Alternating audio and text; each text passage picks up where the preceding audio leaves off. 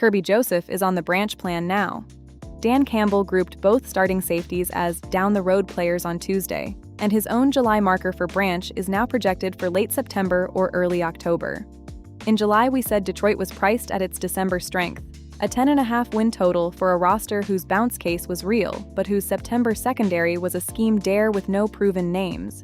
And last Sunday, we called it confirmed, because camp was validating both halves at once. The offense certain and healthy, Sam Laporta cleared, and the safeties split between Branch racing the calendar and Joseph without one.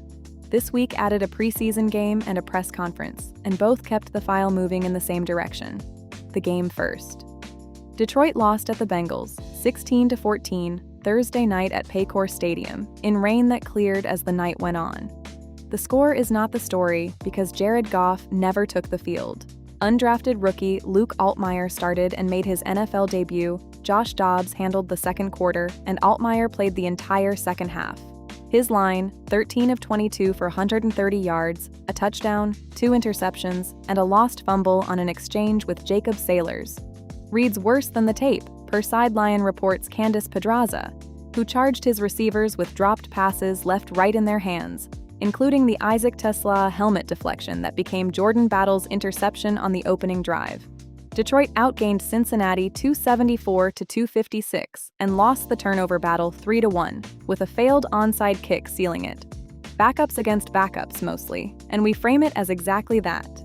Within the backup noise, real answers.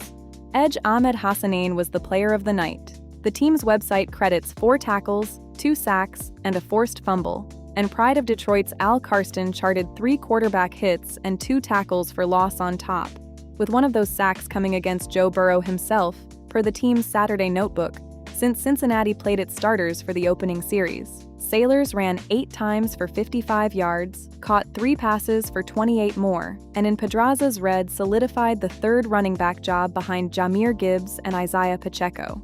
Rookie tackle Blake Miller held up against quality edge rushers despite some footwork wobbles. Dave Burkett's headline on the team site called him solid in his debut, thanks in part to Aiden Hutchinson's camp tutoring, and rookie lineman Skylar Gill-Howard sacked 40-year-old Josh Johnson and chased down a third down play to force a field goal. The wart was the guard play.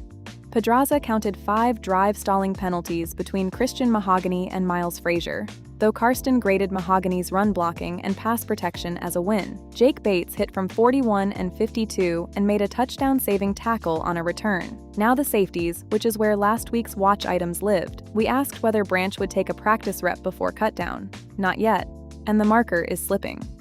Dan Campbell said on Tuesday, per Jeremy Reisman at Pride of Detroit, "I still see him on the Brian Branch plan, if that makes sense, and Branch is doing well too. So those guys, we're talking about on down the road, the season's already begun, but I like where Kerby is at." Sideline Report's camp tracker now projects Branch's full practice for late September or early October, which means Campbell's own late training camp, maybe early September line from July is trending toward a miss, and the reserve PUP decision, 4 games minimum if they take it, is the live question at cutdown. We also asked whether any Joseph timeline would surface at all. A soft one finally did. Campbell's Branch plan framing, plus the tracker's estimate of roughly 2 to 3 weeks from full participation, with good explosiveness in individual drills. Not a date, but the first shape of one. Meanwhile, Chuck Clark and Avonte Maddox are running the starting safety spots. The corner dare carried on with the same cast and a new bruise.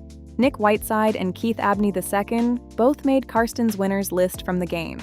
Ennis Rakestraw was beaten on completions and then left in the second quarter with what Campbell called an arm contusion, not considered serious, per Parker Hurley at Heavy. Makey Wingo also left late in the second quarter with no update in anything we can attribute. The wider ledger, Cade Mays has a wrist fracture, pushing Seth McLaughlin to the first team, where he held up Thursday. Giovanni Manu is out 12 to 14 weeks. Pacheco has an MCL sprain but is expected ready for the season start. And Derek Moore's groin is now called a minor strain, 7 to 10 days, per the tracker. No new reporting moved Malcolm Rodriguez's ankle, and nothing contradicted Laporta's clearance. Does the July framing hold? Confirmed, the offense's certainty went untouched while the September defense collected another week of exactly the fragility the preview priced, with both safeties now publicly grouped as down-the-road players. What would change it? The reserve, shot, PUP calls on Joseph and Branch at cutdown, and whether Wingo's exit turns into a real absence. We'll check Sunday. Data via NFL Verse.